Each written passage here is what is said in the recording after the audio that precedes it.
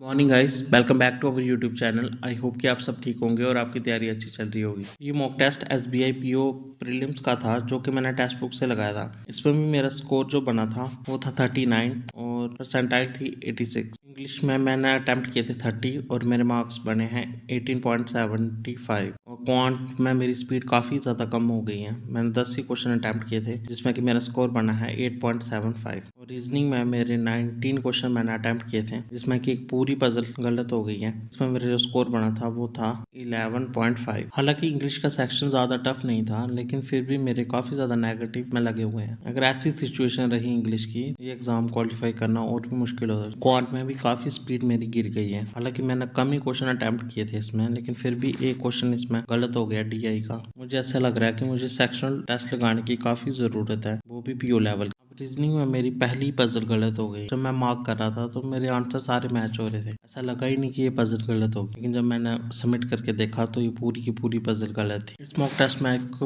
Blood relation का question था, काफी ज्यादा टफ था। ऐसा ही क्वेश्चन मेरा मैंने देखे हुए हैं पिछले साल जो एग्जाम दिए थे, उसमें भी ब्लड रिलेशन के कुछ ऐसे ही ट्रिकी से क्वेश्चन आए थे। ओवरऑल मॉक टेस्ट तो अच्छा था लेकिन मेरी स्पीड थोड़ी ज्यादा ही कम हो गई है। अब दूसरा जो मैंने मॉक टेस्ट लगाया था, ये भी मैंने टेक्स्ट बुक से लगाया था। ये SBI PO का प्रीलिम्स लेवल का पहला वाला मॉक टेस्ट। इसमें जो मेरा स्कोर बना है वो और भी खराब बना है। इसमें 38.25 स्कोर था जबकि परसेंटाइल भी 65 थी। जब मैं ये मॉक टेस्ट दे रहा था मेरे को ऐसा फील तो हो रहा था कि ये काफी ज्यादा टफ है। काफी ज्यादा क्वेश्चंस बन ही नहीं रहे थे। इंग्लिश के सेक्शन में तो मत ही पूछो यार, भर भर कर नेगेटिव लगे हुए हैं। पूरा ऐसा लग रहा है कि पूरी स्क्रीन ही रेड हो गई है। हालांकि मैंने पैरा जंबल के 3 ही क्वेश्चन अटेम्प्ट किए थे, वो ठीक है, लेकिन ज्यादा क्वेश्चंस मेरे क्लोज टेस्ट के गलत हुए हैं और 2-3 पैसेज के क्वेश्चंस के बाद क्वांट में भी मेरे काफी ज्यादा क्वेश्चंस गलत हुए हैं। पहले तो ये क्वेश्चंस निकल ही नहीं रहे थे। पहले DI को सॉल्व करने में काफी टाइम जा रहा था, उसके बाद इतने लेंथी क्वेश्चंस उनको सॉल्व किया और जब उनको सॉल्व किया तब भी वो गलत हो गए हैं। काफी ज्यादा स्पीड को फर्क पड़ा हुआ है। स्पीड मुझे लग रहा है कि सेक्शन मॉक टेस्ट 2-3 लगाने पड़ेंगे, इनके सुधार हो। उसके बाद रीजनिंग की पजल्स, 2 पजल्स मेरे से बन गई थी, लेकिन एक पजल में मैंने इतना ज्यादा टाइम वेस्ट, वो नहीं बन, मैंने उसके हर केस को लेकर देखा लेकिन भाई वो मेरे से नहीं बन रही थी। जब मैंने पजल्स का लेवल काफी अच्छा है और ऐसा ही लेवल हमें पेपर में भी देखने को मिला। ट्रिकी सी पजल्स ही आती है। PO का प्रीलिम्स ही निकालना हमारे लिए बहुत बड़ी बात हो, क्योंकि इसका प्रीलिम्स का लेवल भी अच्छा खासा। उसके बाद मैंने बड़े दिनों से एडिटोरियल की क्लास नहीं की हुई थी, तो मैंने सोचा कि मैं एडिटोरियल की क्लास करता हूँ। सिर्फ मैंने इन वर्ड्स को जो मैम करवा रही थी इनको देखा था और रिपीट करने की कोशिश की थी। मेरे को कुछ याद भी है वर्ड्स या नहीं, मैंने इनको नोट डाउन नहीं किया था। मैंने एडिटोरियल के पैसेज को रीड किया और समझने की कोशिश की। हालांकि मेरे पैसेज में ज्यादातर क्वेश्चन बन जाते हैं, लेकिन फिर भी रीडिंग की हैबिट होगी तो उससे काफी ज्यादा इंप्रूवमेंट देखने को मिलती है। उसके बाद मैंने डेली वाली करंट अफेयर की क्लास की थी पैटर्न से और इसके नोट्स बनाए। हालांकि मैं इनकी करंट अफेयर की क्लास में रोज ही कर देता हूँ, मैं इसको नेक्स्ट डे के लिए नहीं छोड़ता हूँ, क्योंकि मैं दिन में 2